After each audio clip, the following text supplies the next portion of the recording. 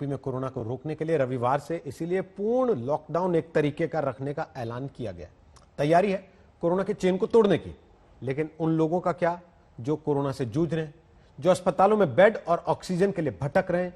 लखनऊ से आज ऐसी ही दिल को झकझोर देने वाली तस्वीरें सामने आई। देखिए ये रिपोर्ट।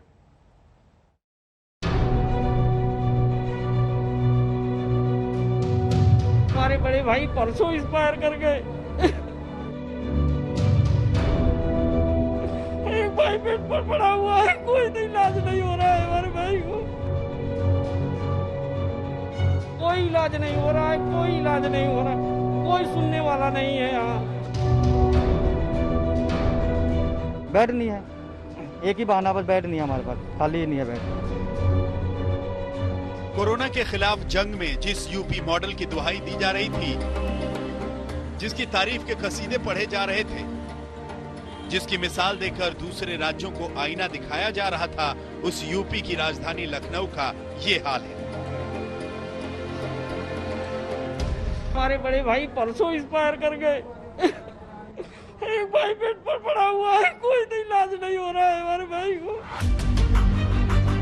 उत्तर प्रदेश की कृषि उत्पादन मंडी समिति में तैनात भानु प्रताप सिंह के ऊपर मानो दुखों का पहाड़ टूट पड़ा है।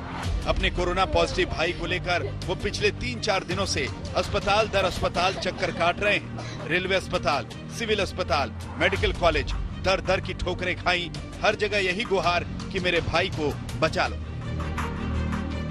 कोई सुनवाई नहीं हो रही हमारी, और 2-3 दिन से अभी आप रेलवे हॉस्पिटल गए, फिर सिविल गए, फिर यहाँ मेडिकल कॉलेज है, एक ही जवाब है, बेड नहीं है हमारे पास, बेड नहीं है। सरकार तो कह रही है पर्याप्त मात्रा में बेड है। नहीं, कुछ नहीं है, बेड नहीं है। ऑक्सीजन की कमी है, ऑक्सीजन भी बोल रहे हैं, ऑक्सीजन वाला बेड खाली नहीं है। यहीं पे अभी मैंने पूछा तो बोले कि ऑक्सीजन वाला बेड खाली नहीं है।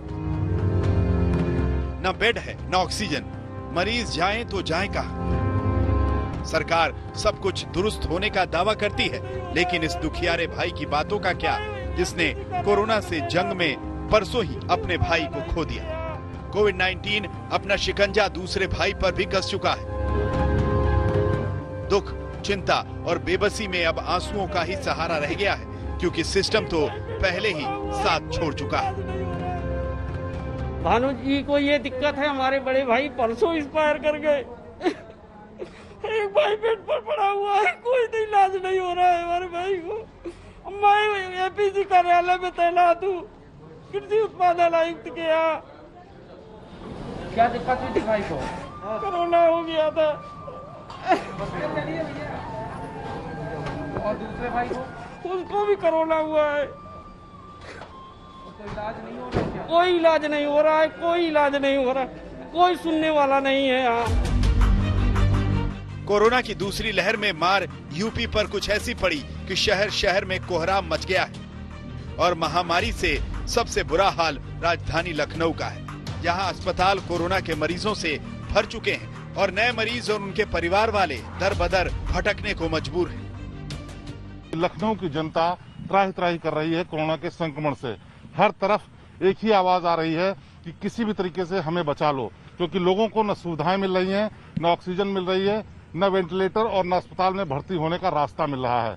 ऐसे में कोरोना संक्रमण के इस दौर में लोगों को कैसे बचाया जाएगा, ये बहुत बड़ी चुनौती है। कोरोना विस्फोट का साफ असर लखनऊ के शवदाह गृहों में नजर आ रहा है। चिताएं अनवरत जलने लगी हैं। शवों को जलाने के लिए श्मशान घाटों पर चबूतरे कम पड़ गए हैं। लोगों को बारी का लंबा इंतजार करना पड़ा है। लखनऊ में श्मशान में अनवरत चिताएं ऐसी जली कि जब कोरोना से मौत के सरकारी आंकड़ों पर सवाल उठने लगे तो पर्देदारी की कोशिश शुरू हुई।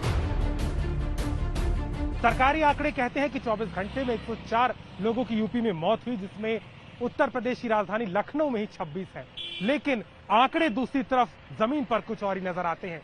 दूसरी तरफ शमशान गृह को भी एक तरीके से पर्दे में रख दिया गया है, जहां ये ना देखा जा सके कि आखिर कितनी लाशें शमशान की तरफ आ रही हैं। साफ है कि हालात यूपी में खराब होते जा रहे हैं। लगातार बढ़ती चिंता यही है कि संक्रमण को कैसे काबू किया जाए, लेकिन उस बीच मौत के इस आंकड़े को भी छुपाने की कवायद सरकार की तरफ से हो रही है। लखनऊ समेत पूरे यूपी में काल बने कोरोना से निपटने के इंतजामों को लेकर सियासत भी जोर पकड़ चुकी है। विपक्षी सवाल उठा रहे हैं कि यूपी सरकार ने कोरोना की पहली लहर से कोई सबक नहीं सीखा।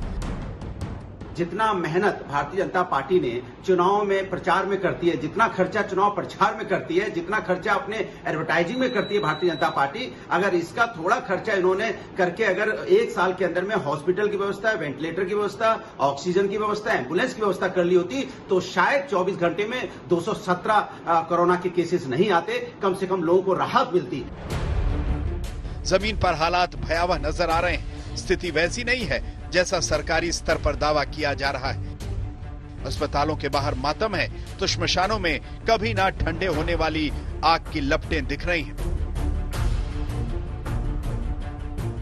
ऐसे हाल में अपील यही है कि सावधान रहिए ताकि कोरोना के संकट से खुद को और अपनों को बचाया जा सके। लखनऊ से अभिषेक मिश्रा के साथ आज तक ब्यूरो।